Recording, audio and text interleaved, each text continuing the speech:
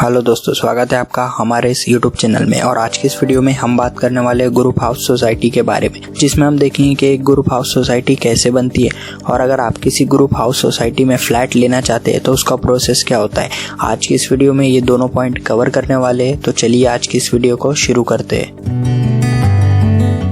अभी हम सबसे पहले समझ लेते हैं कि ग्रुप हाउस सोसाइटी बनती कैसे है। तो अगर कुछ लोग मिलके एक साथ रहना चाहते हैं तो उस केस में लोग सोसाइटी का चुनाव करते हैं, जिसके अंदर सब लोग में से कुछ लोग मिलके जो है मैनेजमेंट का हिस्सा बनते हैं, जो सोसाइटी की पूरी देखरेख करेंगे और सारे कागजी काम और सोसाइटी के अहम फैसलों की जिम्मेदारी उन्हें दी जाती है। उसके बाद में जो है सब मेंबर को शेयर सर्टिफिकेट दिए जाते हैं, यानी कि उनका इस प्लॉट में कितना हिस्सा है उसके हिसाब से उन्हें शेयर सर्टिफिकेट दिए जाते हैं। उसके बाद में सोसाइटी के सारे मेंबर्स मिलके जो है डेवलपर अथॉरिटी से एक लैंड की डिमांड करते हैं, और जब उन्हें लैंड मिल जाता है उसके बाद में सब की सब मिलके एक आर्किटेक्चर और एक कंस्ट्रक्शन वालों को हायर करते हैं और उसके बाद में सोसाइटी के बनने का काम शुरू हो जाता है। और जब सोसाइटी बन जाती है तब उन्हें कंप्लीशन और ऑक्यूपेंसी सर्टिफिकेट लेना होता है, और जब वो सर्टिफिकेट मिल जाते हैं उसके बाद में एक लकी ड्रॉ निकाला जाता है, जिसके चलते ये डिसाइड होता है कि किसको कौन सा फ्लोर मिलेगा, ताकि लोगों में किसी भी किस्म का फ्लोर को लेके कोई मतभेद ना हो। और जब लकी ड्रॉ निकाल दिया जाता है उसके बाद में जो है अलॉटमेंट लेटर और पोजीशन सर्टिफिकेट दे दिया जाता है। और जो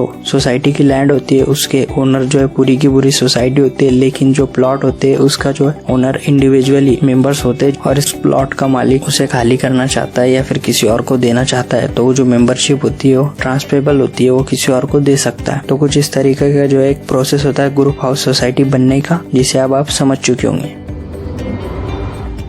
अब हम देख लेते हैं अगर आप किसी ग्रुप हाउस सोसाइटी में फ्लैट लेना चाहते हो तो उसमें आपको कौन कौन सी चीज़ों का ध्यान रखना पड़ता है। सबसे पहले आप उस प्रॉपर्टी का जो है एक प्लान चेक कर ले, यानी कि जो प्लान लेआउट होता है वो चेक कर ले। उसके बाद में उस प्रॉपर्टी के रिकॉर्ड, यानी कि उस पे प्रॉपर्टी टैक्स क्लियर है या नहीं, उसके सारे डॉक्यूमेंट है या नहीं, उसके बाद में उसकी जो सेल डीड कन्वेंसिटी या फिर जो भी इसका डॉक्यूमेंट है या नहीं, उस प्रॉपर्टी पे कोई इनकम्प्रेंसेस, कोई क्लेम, कोई चार्जेस है या नहीं, ये सारी चीज़ें आप चेक कर ले। और साथ ही साथ ऑक्यूपेंसी और कंप्लीशन सर्टिफिकेट भी चेक करें। ये सारे डॉक्यूमेंट चेक कर लेने के बाद आप उस प्रॉपर्टी की प्राइस सेट करें कि यानी कि आपको वो प्रॉपर्टी कितने में लेनी है। उसके बाद में आपको सेट की गई प्राइस का 10% एडवांस देना होता है। फिर आपकी एग्रीमेंट फॉर सेल होती है, जिसमें सारी की सारी टर्म एंड कंडीशन लिखी जाती है, पेमेंट मेथड लिखे जाते हैं, और अगर कोई प्रॉपर्टी लेने से कैंसिल करता है तो उसे क्या पेनल्टी लगेंगी लिखी जाती है। उसके बाद में जो आपको 2 से 3 महीने दिए जाते हैं आपकी फाइनल पेमेंट करने के बाद। और जब आपकी फाइनल पेमेंट हो जाती है फिर आपको स्टैम्प ड्यूटी और रजिस्ट्रेशन चार्ज पे करने होते हैं, जो 5 से 10% होता है। उसके बाद में जो है आपको मेंबरशिप ट्रांसफर करनी होती है, जिसके अंदर आपको एप्लीकेशन लिख के देनी होती है और साथ ही साथ सेल डीड की कॉपी और मेंबरशिप फीस जमा करनी होती है। उसके बाद में आपको मेंबरशिप सर्टिफिकेट मिल जाता है। ये सब हो जाने के बाद में आपको नाम चेंज करना होता है म्युनिसिपैलिटी रिकॉर्ड के अंदर। तो जो है कुछ इस तरीके का प्रोसेस होता है एक